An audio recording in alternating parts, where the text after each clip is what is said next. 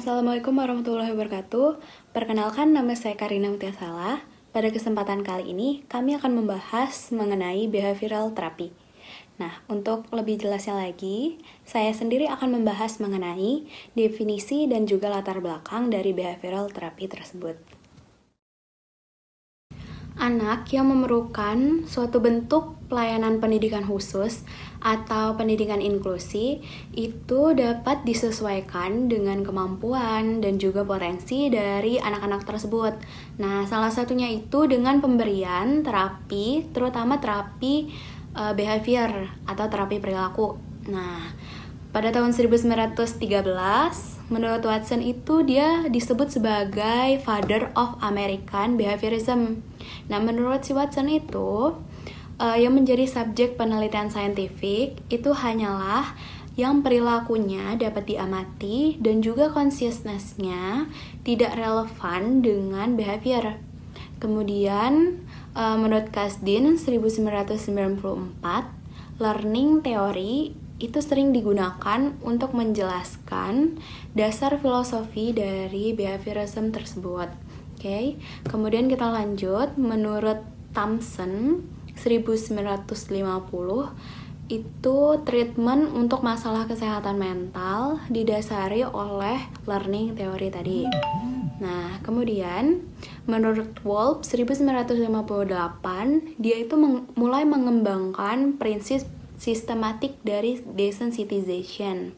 Oke, menurut Eichneck dan Rachman pada tahun 1965 di Inggris itu dia mulai menerapkan behavior terapi untuk masalah psikologisnya. Dan juga pada tahun 1960-nya itu banyak rumah sakit yang menerapkan treatment farmakologi. Nah, tetapi treatment behavior itu yang lebih banyak dipilih oleh masyarakat tersebut, seperti itu. Kemudian pada tahun 1898 menurut si Tony Kay, dia itu pertama kali mengembangkan dari law of effect. Nah, yaitu respon seseorang yang diberi stimulus itu tergantung pada pengalaman. Nah, jika stimulus yang diberikan itu responnya positif, maka akan menguat atau dapat terulang lagi. Nah, namun jika stimulusnya itu negatif, maka akan melemah dan juga tidak terulang lagi. Oke, jadi tadi itu merupakan latar belakang dari behavior therapy. Kita lanjut. Oke, jadi kan tadi kita udah ngebahas mengenai latar belakang dari behavior terapi. Nah, sekarang kita akan ngebahas definisi dari behavior terapi tersebut. Jadi, behavior terapi merupakan suatu pendekatan perilaku yang bertujuan untuk mengubah maladaptive behavior menjadi adaptive behavior. Jadi, kita mengubah perilaku yang tidak sesuai menjadi perilaku yang sesuai dan dapat diterima oleh masyarakat sekitar. Nah, behavior terapi itu didasari oleh kepercayaan bahwa perilaku seseorang itu dipengaruhi dalam masalah psikologisnya juga. Kemudian, behavior problems itu tidak dianggap sebagai sesuatu yang dimiliki oleh seseorang, melainkan sesuatu yang didapat melalui learning, environment, dan influence-nya.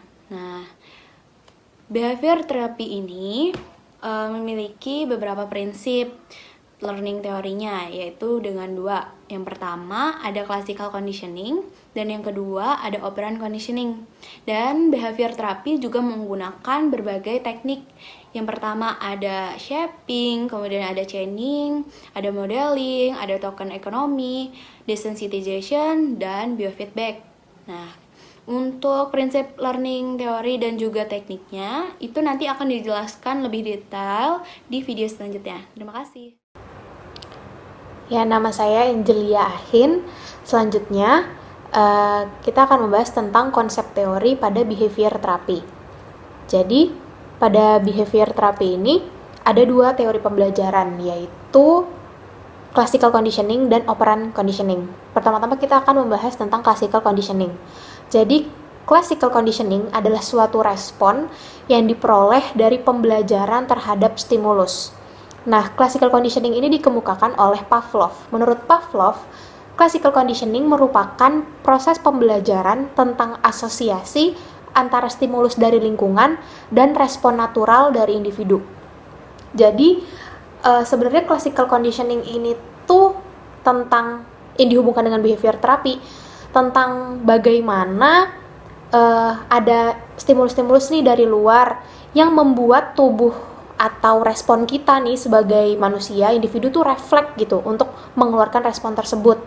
Nah, jadi classical conditioning ini dulunya dilakukanlah percobaan oleh Pavlov. Di gambar kita bisa lihat ya, percobaannya itu dia menggunakan subjeknya itu anjing. Yang gambar pertama dan kedua itu before conditioning. Di before conditioning di gambar pertama, Pavlov itu mencoba kayak ngasih makanan sebagai unconditioned stimulus, dan respon yang keluar dari anjingnya itu adalah anjingnya ngeluarin air liur yang disebut sebagai unconditioned response. Nah, terus di before conditioning yang kedua, Pavlov ini membunyikan garpu tala sebagai neutral stimulus, dan respon yang dikeluarin sama anjingnya itu adalah ya gak ada respon apa-apa, tidak mengeluarkan saliva atau apa gitu. Itu dinamakan dengan no conditioned response. Nah, ini kan tadi before conditioning.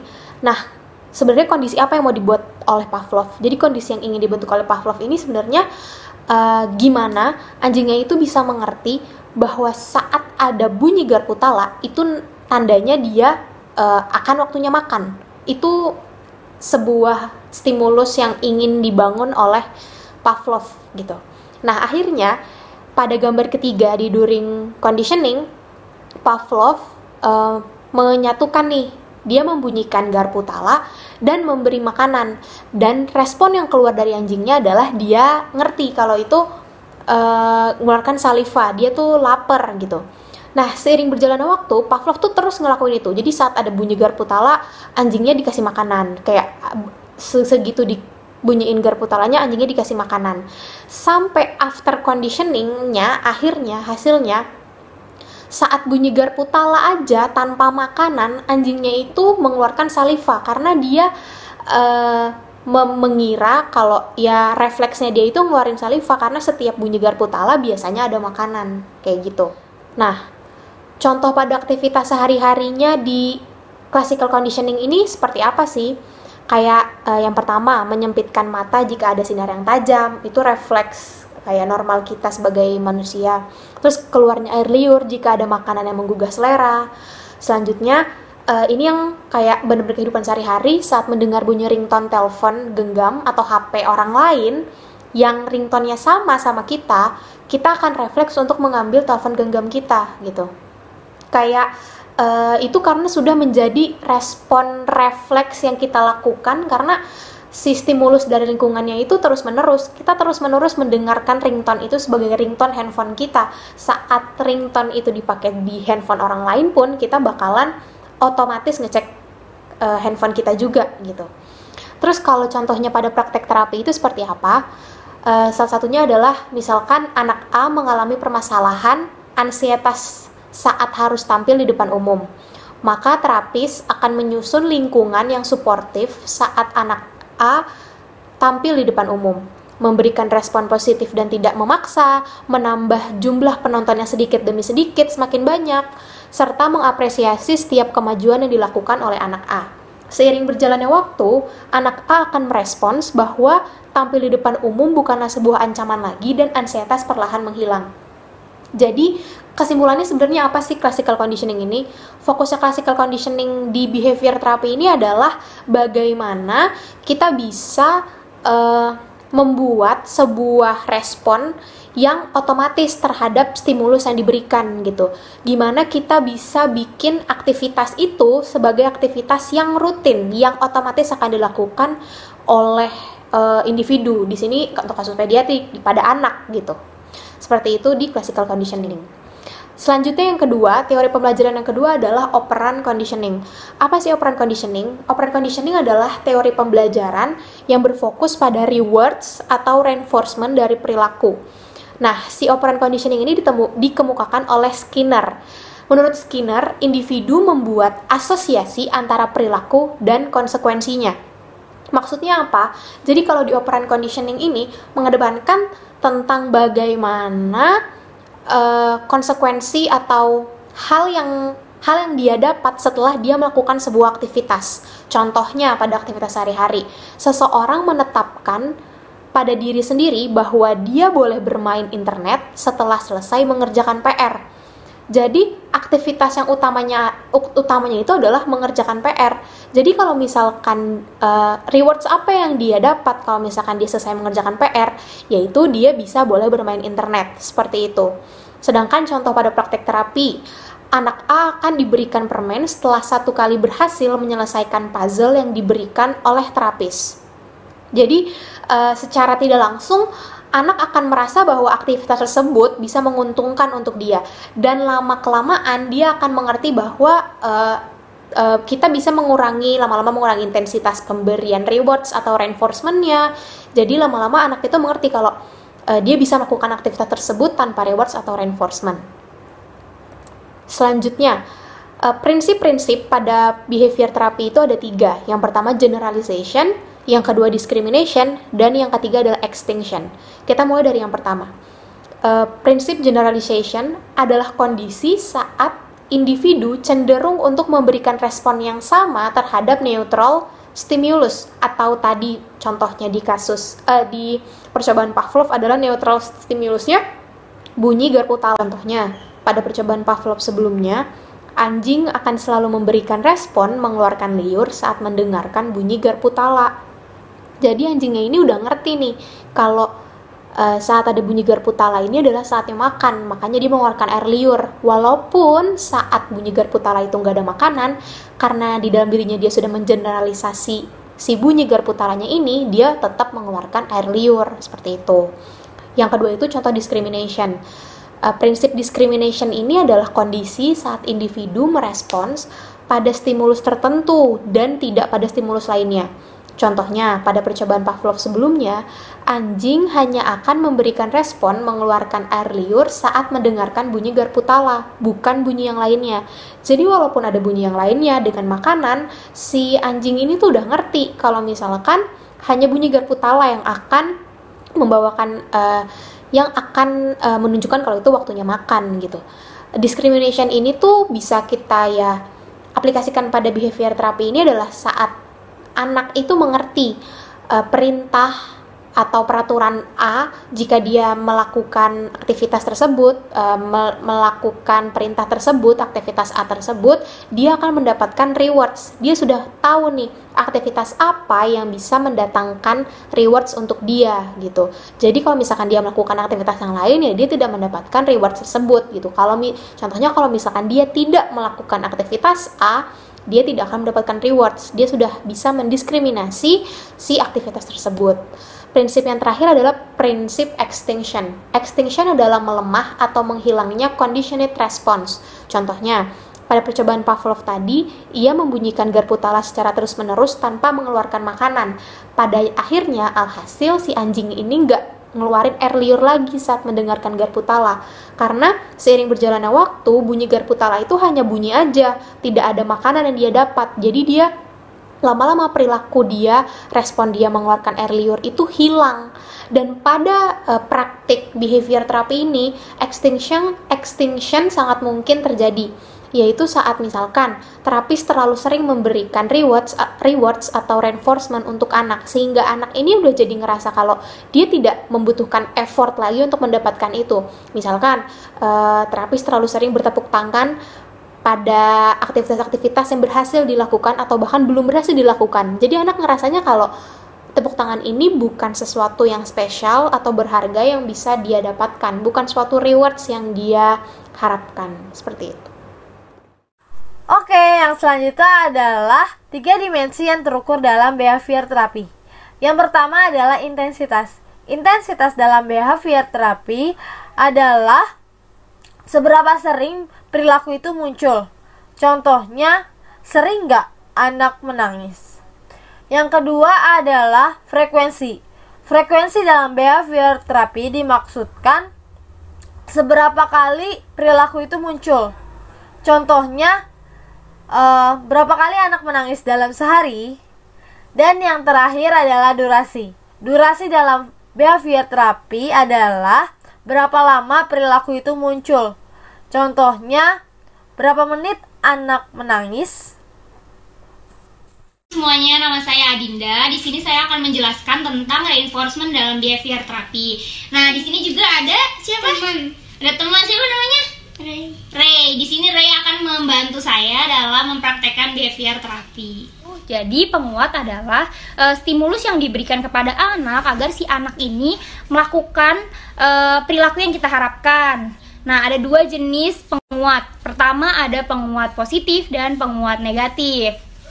Aku akan jelasin tentang penguat positif. Penguat positif apa sih? Penguat positif itu stimulus yang pemberiannya terhadap operan behavior dan menyebabkan meningkatnya atau menguatnya perilaku yang diharapkan. Nih, misalnya gini, Ray bisa sebutin 5 nama buah. Nama buah 5. Apa aja? Apel, pisang, jeruk, terus melon, terus durian, ye, bagus. Nah, di sini Kak Dinda bakal ngasih Ray. Nah, ini susu kotak buat Ray. Makasih dulu. Makasih. Selanjutnya di sini aku akan ngejelasin tentang penguat negatif. Penguat negatif itu apa sih? Penguat negatif adalah stimulus yang tidak menyenangkan atau biasa kita sebut sebagai aversive stimulus. Aversive stimulus ini kayak gini contohnya. Aku tanya Ray ya. Ray biasanya nggak suka disuruh apa sama mama? Petik buah. Nggak suka disuruh petik buah. Oke. Jadi dari informasi mamahnya ini nggak suka ingin anaknya untuk rajin belajar. Jadi di sini Ray akan rajin belajar agar tidak disuruh mamah memetik buah. Itu contoh dari penguat negatif. Aversive stimulus atau yang tidak menyenangkannya adalah memetik buah. Nah, untuk perilaku yang diharapkan atau perilaku yang ingin dibentuk adalah rajin belajar tadi, seperti itu. Selanjutnya saya akan menjelaskan tentang kategori penguat. Kategori penguat yang biasa diberikan oleh okupasi terapis, pertama ada consumable reinforce. Consumable reinforce itu seperti misalnya, Ray bisa tolong kakak sebutin 3 nama kendaraan. Apa aja? Ada 3. Sepeda. Terus? Motor, terus? Pesawat, hebat banget. Pesawat Sky. Nih Ray, kakak kasih ini karena Ray suka banget coklat kan. Yeay. Selanjutnya ada juga social reinforce. Social reinforce tuh seperti misalnya dia bisa menjawab pertanyaan saya kayak tadi. Saya akan beri dia tepuk tangan. Ray, kamu pinter banget, hebat. Yeay. Seperti itu. Nah, kategori selanjutnya ada activity reinforce. Activity reinforce ini jadi kalau anak melakukan hal yang kita suruh tadi dan bisa, dia akan diperbolehkan untuk melakukan aktivitas yang diinginkan. Ray suka main sama Messi nggak? Suka. Ayo kita main sama Messi ya. Tadi kan Ray bisa jawab 3 nama kendaraan, oke? Yuk, mana Messi? Nih, yeay, Ray-nya main sama Messi deh. Yeay. Gitu, itu kategori penguat. Di sini aku akan jelasin tentang jadwal pemberian si reinforcement tadi yang udah dijelasin. Pertama ada fixed interval reinforcement schedule atau FI. Jadi si FI ini kita beri setiap berapa kali waktu dia melakukan hal yang kita suruh. Misalnya 5 menit dia selesai ngerjain 1 paragraf, itu dia akan dikasih makanan. Selanjutnya ada fixed ratio reinforcement schedule atau FR. FR ini dihitung oleh berapa kali dia melakukan hal yang kita suruh. Misalnya dia 5 kali nulis aku, misalnya gitu. Nah, dia akan dikasih hadiah berupa makanan. Selanjutnya ada variable interval reinforcement schedule atau VI. Nah, ini nggak jelas berapa waktu anak menyelesaikan hal yang kita suruh akan kita kasih hadiah. Jadi misalnya dia 5 menit atau 3 menit menyelesaikan akan dikasih hadiah, seperti itu. Lanjut variable ratio reinforcement schedule atau VR. Nah, VR ini nggak jelas juga berapa kali sih anak melakukan hal yang kita suruh, itu kita kasih hadiah. Jadi yang jelas tadi ada FI sama FR, fixed ratio sama fixed interval. Yang nggak jelas ada VI sama VR, variable rasio dan variable interval, seperti itu. Saya Febri Nabila akan membahas mengenai teknik manajemen behavior. Yang pertama itu ada shaping. Shaping adalah kegiatan yang sukses mengakibatkan perilaku yang positif. Lalu yang kedua ada chaining. Chaining merupakan satu aktivitas yang menjadi bagian dari keseluruhan proses. Yang sering digunakan dalam chaining ini adalah backward chaining, atau pembelajaran yang dimulai dengan langkah terakhir ke langkah awal. Lalu yang ketiga ada modeling. Modeling ini belajar melalui pengamatan atau imitasi. Yang keempat ada token ekonomis. Imbalan diberikan berfungsi sebagai privilege. Lalu yang kelima ada desensitization. Secara bertahap membuat klien atau pasien merasa aman dan nyaman dengan masalah yang dilaporkan dari intensitas rendah ke intensitas tinggi. Lalu yang keenam ada biofeedback. Biofeedback ini digunakan untuk mengajarkan self-control terhadap klien atau pasien dengan memfasilitasi penyesuaian terhadap intervensi dan mendokumentasikan kemajuan. Yang ketujuh ada pelatihan asertivitas. Di sini mengajarkan klien untuk membedakan perilaku agresif, pasif, dan asertif. Dan prosedur yang digunakan adalah permainan peran. Teknik ini dapat membantu klien yang sulit untuk menyatakan atau menegaskan diri di hadapan orang lain. Yang kedelapan ada time out, dan yang kesembilan ada implosion. Oke, selanjutnya adalah untuk siapa dan kapan sih behavioral therapy itu dapat diterapkan? Jadi, behavioral therapy dapat diterapkan untuk anak yang memiliki beberapa gangguan perilaku atau behavioral problems. Maksudnya adalah kebiasaan dari anak tersebut dapat membahayakan kesehatan dan keselamatannya sendiri. Memang tujuan dari terapi ini adalah untuk mengubah maladaptive behavior menjadi adaptive behavior. Beberapa contoh disorder yang dapat dilakukan treatment menggunakan behavioral therapy adalah anxiety disorder, obsessive compulsive disorder, post-traumatic stress disorder, social phobia, schizophrenia, attention deficiency, hyperactive disorder atau ADHD, autisme, intellectual disability, and so on. Langkah-langkah dalam melakukan behavioral treatment. Yang paling pertama adalah behavioral assessment. Assessment yang akurat sangat penting dilakukan sebagai langkah awal dari behavioral treatment. Karena untuk identifikasi latar belakang terjadinya maladaptive behavior pada diri anak tersebut. Perilaku anak diobserv secara objektif dan akurat tanpa value judgment atau menilai baik atau buruknya perilaku yang anak tersebut tunjukkan. Secara detail, problematic behavior dapat diteliti melalui EBC record.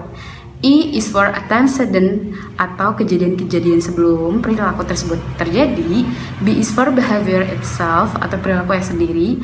And C is for consequence atau konsekuensi dari perilaku yang anak tersebut tunjukkan. Assessment juga penting dilakukan untuk melihat kemampuan coping skill dari anak tersebut. Lalu langkah kedua adalah melakukan behavioral intervention. Behavioral intervention terbagi atas dua. Yang pertama, behavioral management intervention yang dilakukan untuk meningkatkan atau mengembangkan kemampuan sosial atau kemampuan interaksi sosial dan adaptive behavior, serta menurunkan atau menghilangkan maladaptive behavior dan sifat antisosial. Yang kedua, ada skill building intervention yang dilakukan untuk mengubah skill inadequate pada diri seseorang atau diri anak tersebut menjadi functional skill adequate. Contohnya kayak kemampuan sosial dalam anak skizofrenia. Dan yang terakhir adalah behavioral evaluation, dilakukan sebagai langkah untuk melihat perubahan-perubahan pada diri anak tersebut. Terus yang kedua, mengganti aktivitas-aktivitas treatment yang kurang fit in terhadap anak tersebut atau yang tidak sesuai dengan anak tersebut. Yang ketiga adalah sebagai kontrol teratur untuk kemajuan perkembangan perilaku dari anak tersebut. Perkenalkan, nama saya Molvia Vivati. Selanjutnya, peran okupasi terapi. Pertama, memfasilitasi klien sehingga dapat merubah perilaku maladaptif menjadi adaptif.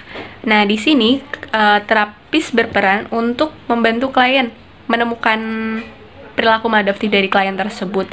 Nah, perilaku maladaptif di sini menurut Ullman sendiri ialah perilaku yang membahayakan individu karena ketidakmampuannya dalam merespon suatu stimulus atau perilaku yang tidak sesuai. Nah, jadi terapis membantu untuk menemukan perilaku maladaptif dari klien tersebut dan mengarahkan perilaku maladaptif itu menjadi perilaku adaptif atau perilaku yang sesuai. Terus yang kedua itu membantu klien mempelajari keterampilan atau perilaku yang diperlukan untuk berfungsi dalam kehidupan sehari-hari. Nah, di sini terapis memfasilitasi klien untuk mengasah keterampilannya agar nantinya si klien ini dapat optimal di lingkungannya dalam mengerjakan kehidupan sehari-harinya. Terus yang ketiga, memodifikasi dan mempertahankan lingkungan yang baik dalam mendukung proses mempelajari perilaku. Nah, di sini terapis menyesuaikan lingkungan yang tepat untuk klien agar kliennya tuh dapat optimal dalam mempelajari tingkah laku yang baru. Nah, selanjutnya adalah peran model. Nah, di sini terapis dapat berperan sebagai role modelnya klien, di mana karena adanya proses imitasi antara klien dengan terapis. Nah, sehingga memungkinkan untuk si klien ini mempelajari tingkah laku baru melalui proses imitasi tersebut. Terus selanjutnya sebagai agen penguat. Nah, terapis juga dapat berperan untuk memperkuat tingkah laku adaptif dari klien ini muncul. Misalnya dengan pemberian reinforcement. Terus selanjutnya adalah sebagai konsultan. Nah, di sini terapis dapat berperan untuk mengetahui pola perilaku maladaptif dari klien itu dan mengubah pola perilaku maladaptif itu ke pola perilaku yang adaptif pada klien. Terus selanjutnya membentuk pola perilaku mandiri. Nah, di sini terapis berperan untuk mengarahkan pola perilaku maladaptif itu ke pola perilaku adaptif itu, dan diharapkan si klien ini dapat memunculkan pola perilaku adaptif itu secara mandiri. Terus selanjutnya adalah mengedukasi keluarga. Ini merupakan hal yang paling penting karena keberhasilan dari terapis ini juga dibutuhkan dari support keluarga klien sendiri, sehingga terapis berperan untuk mengedukasi keluarga di mana keluarga diharapkan dapat mensupport klien dan membantu mengarahkan pola perilaku maladaptif klien itu menjadi pola perilaku yang adaptif pada klien. Oke, hai, perkenalkan saya Brinda Mayanti. Di sini saya akan menjelaskan tentang contoh kasus yang menggunakan behavioral therapy.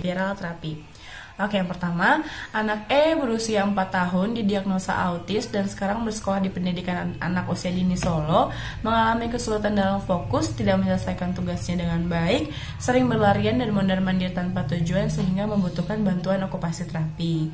Nah, terapinya dengan menggunakan behavioral therapy dengan materi melatih kontak mata dengan umpan instruksi lihat. Tujuannya untuk melatih fokus dan kontak mata pada anak. Dan di sini jika anak mampu melihat ke objek dan fokus dalam waktu 10 detik setiap 3 kali, maka terapis akan memberikan anak sebuah reinforcement aktivitas yang anak sukai, yaitu menyusun puzzle. Dan anak jika tidak mampu melakukannya, maka dia tidak akan mendapatkan reinforcement berupa menyusun puzzle. Jadi di sini behavioral therapy itu mengubah perilaku yang maladaptif menjadi adaptif, sehingga anak terpancing ingin menyelesaikan tugasnya dengan baik, sehingga dia dapat bermain, dapat mendapatkan apa yang dia suka. Oke, masuk ke dalam contoh kasus kedua. Kasus kedua, anak R berusia 5 tahun didiagnosa Autism Spectrum Disorder atau ASD.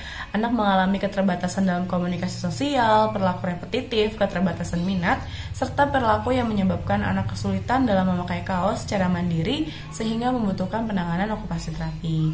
Nah, di sini terapinya dengan menggunakan teknik forward chaining. Jika anak mampu untuk melakukan tahapannya, maka anak akan mendapatkan reinforcement berupa bermain di dalam ruangan seperti bermain bola.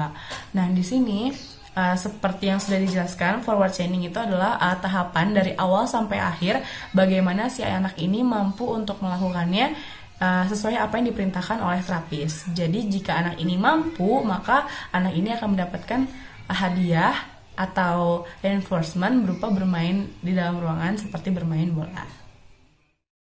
Sekian presentasi dari kelompok kami. Mohon maaf apabila masih banyak kekurangan dan juga kesalahan.